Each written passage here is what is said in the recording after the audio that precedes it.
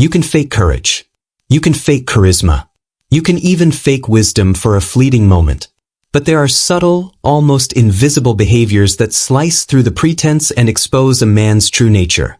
Machiavelli, the unrivaled master of human psychology, knew how to spot them with surgical precision. In a world crawling with schemers, sycophants, and posers, he couldn't afford to be fooled by polished words or grand gestures. He had to see the raw truth beneath the surface. Weakness doesn't proclaim itself with a shaky voice or a nervous glance. It leaks out in quiet moments, through patterns most people miss entirely. While strong men move with calm, deliberate certainty, weak men betray themselves in ways they don't even notice. And once you learn to see these patterns, in your rivals, your allies, or even yourself, you gain a weapon sharper than any blade. Machiavelli wielded this insight like a strategist, spotting weakness before it could unravel his plans. These behaviors aren't loud or obvious. They're subtle, insidious, and deadly. But Machiavelli never missed them. He studied men like a hunter tracks prey, and he pinpointed 5 behaviors that instantly expose a weak man. Let's dive into them, one by one, and uncover the truth they reveal. If you can't spot these behaviors, you're leaving yourself vulnerable. Weak men aren't just a liability to themselves, they're a danger to anyone who trusts them.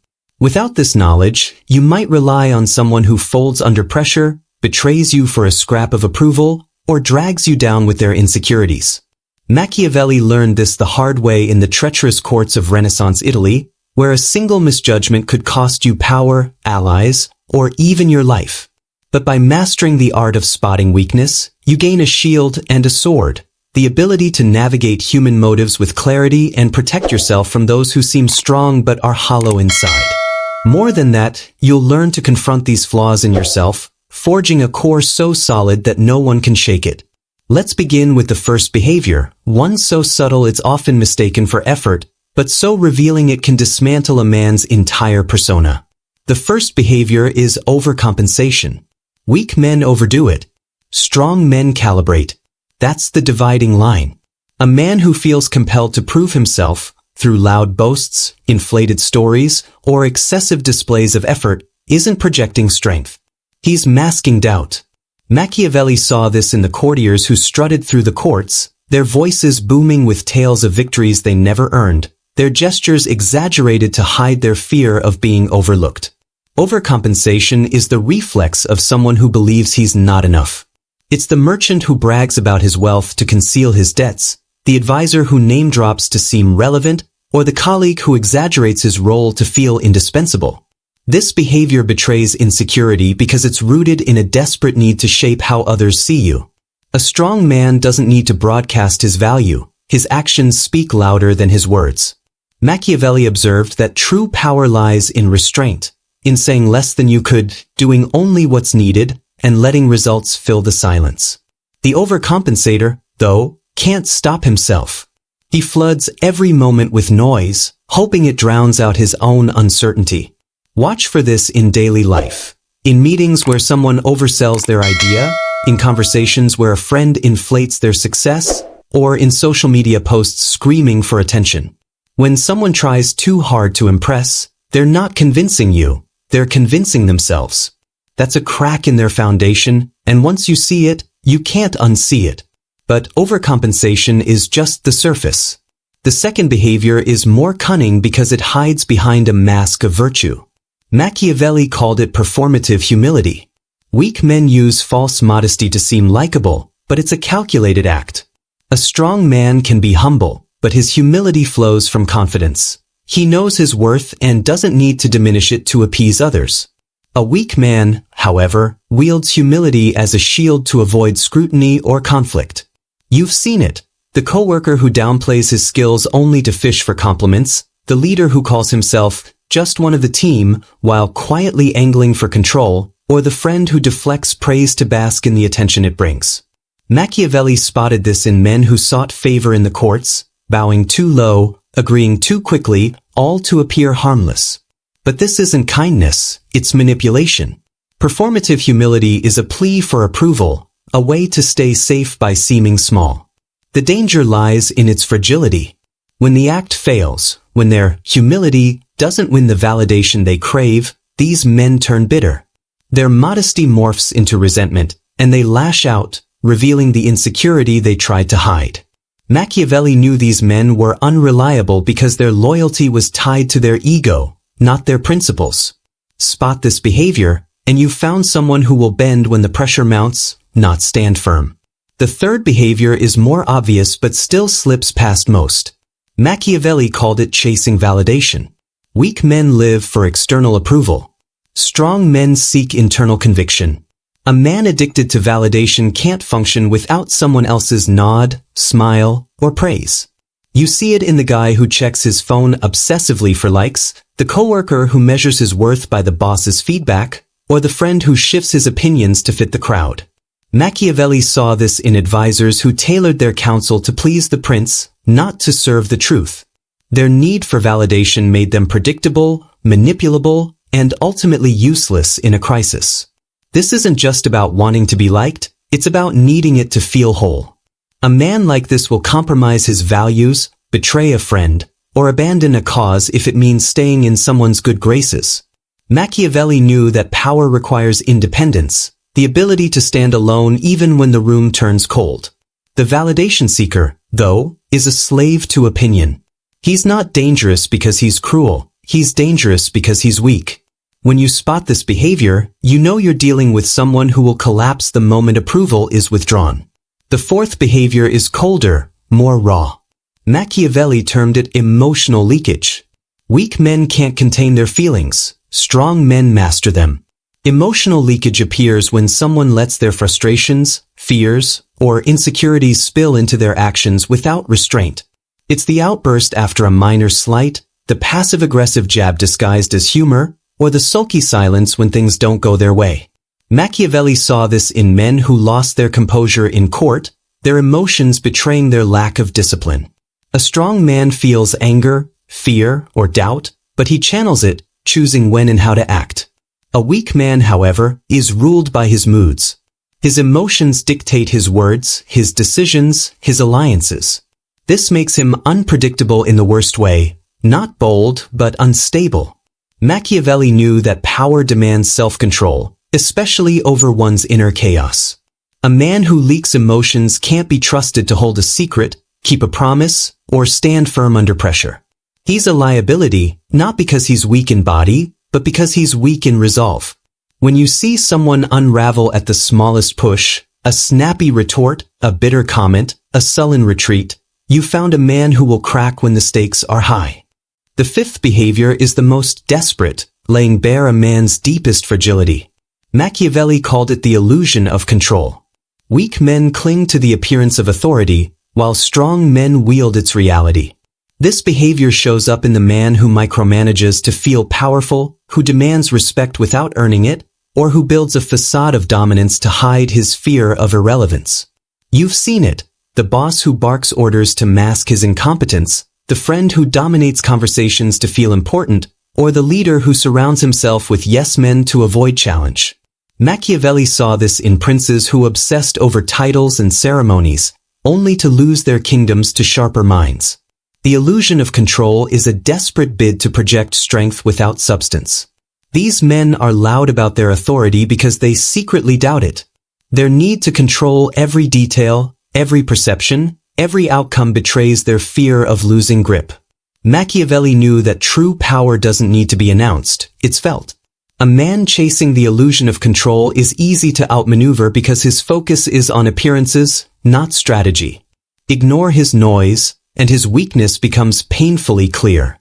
Machiavelli didn't just identify these behaviors, he turned them into tools.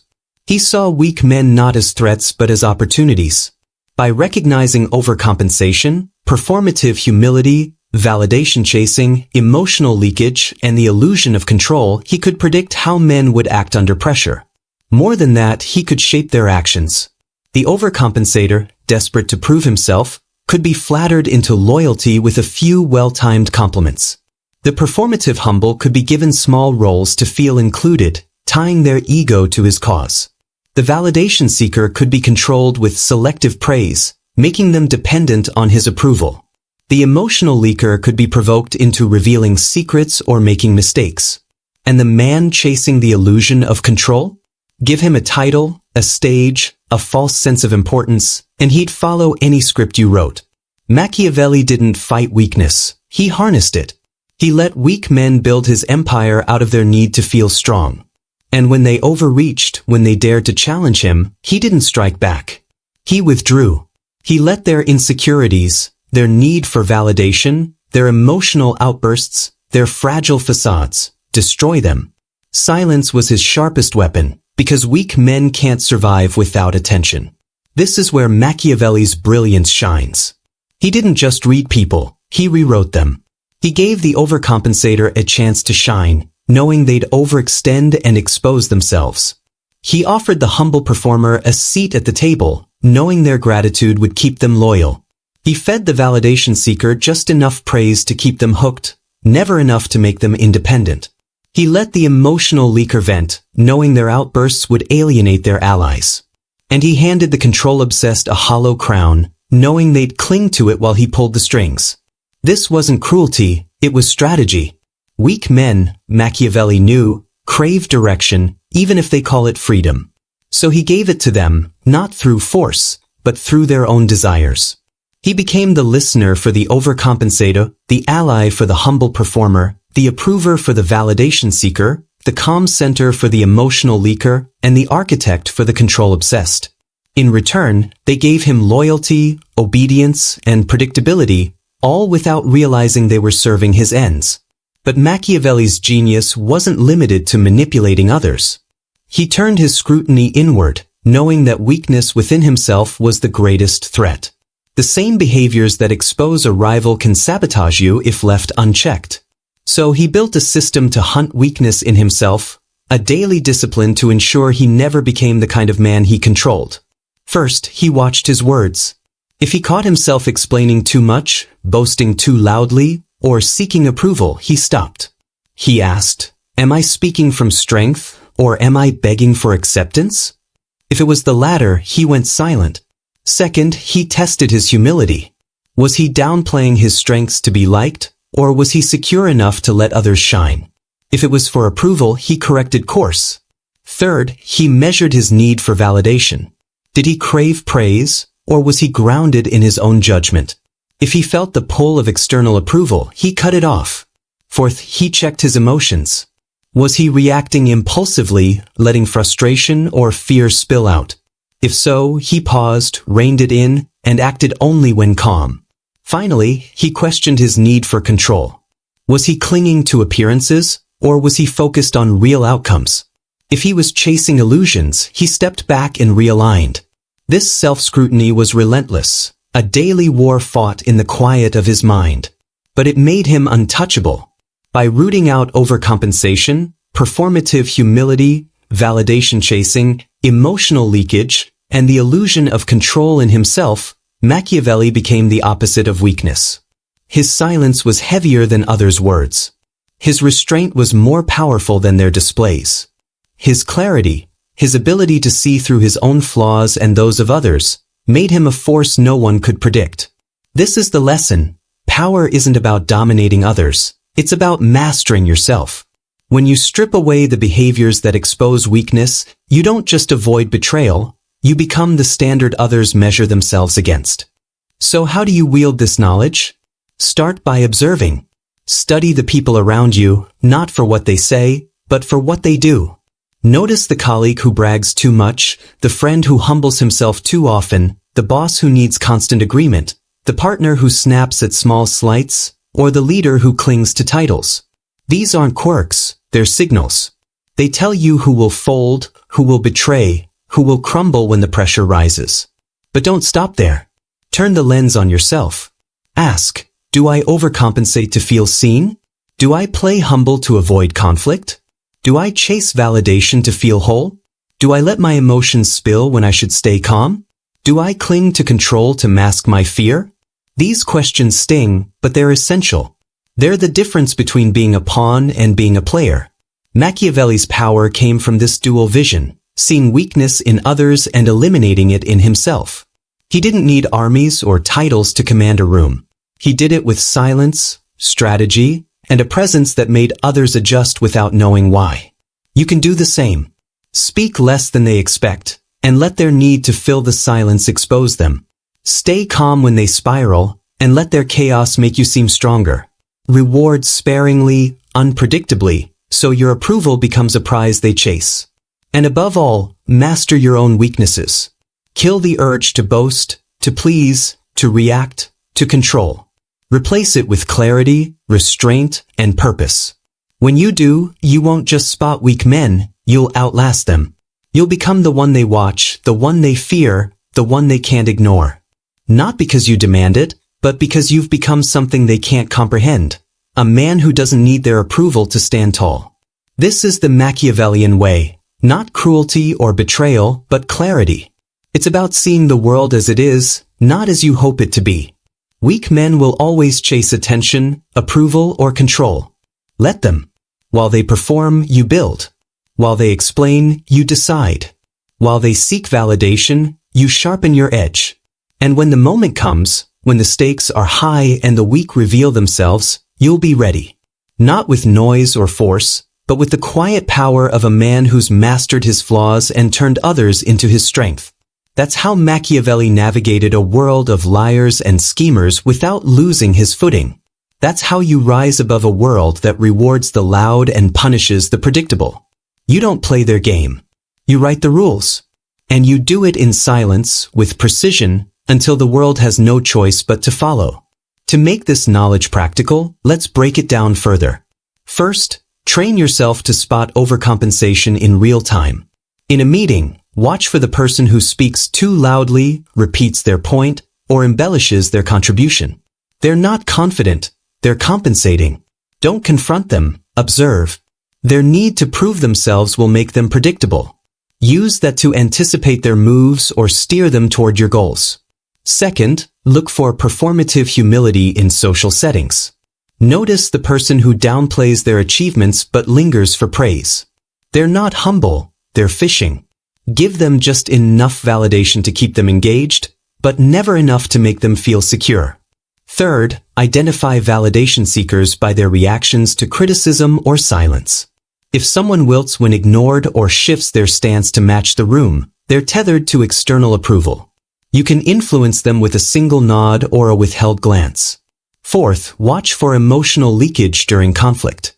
The person who snaps, sulks, or deflects with sarcasm is leaking weakness. Stay calm, and their instability will expose them to others. Finally, spot the illusion of control in those who cling to titles, routines, or appearances. They're fragile because their power is a facade. Sidestep their demands, and they'll unravel without you lifting a finger. Now, apply this inward. Every day, check yourself. Are you talking to impress or to inform? Are you being humble to grow or to be liked? Are you seeking praise or pursuing truth? Are you reacting to emotions or controlling them? Are you chasing control or building real influence? These questions aren't just a checklist, they're a discipline. Practice them, and you'll start to see yourself as Machiavelli did. Not as a man trying to look strong, but as one forging strength in silence. This is where true power begins, not in what you say, but in what you choose not to. Weak men fill the void with noise, strong men shape it with presence. And when you master that, you don't just spot weakness, you transcend it. This is the final lesson. Power isn't about outshouting the weak or outmuscling the strong. It's about seeing clearly, through their masks and your own. It's about knowing that every behavior, every word, every silence tells a story. Weak men tell theirs without meaning to, exposing their cracks in every boast, plea, or outburst. Strong men write their story deliberately, with every choice, every pause, every calculated step. Machiavelli didn't just survive in a world of chaos. He thrived because he saw what others missed. He didn't just play the game, he designed it. And you can too. Let the weak chase applause, approval, or control. Let them reveal themselves. While they do, you build, you refine, you rise. And when the time comes, when the world tests you, you won't just stand firm. You'll stand alone, unshakable, a force no one can ignore. That's the Machiavellian way, not to dominate, but to understand, not to shout, but to be heard, not to fight, but to win.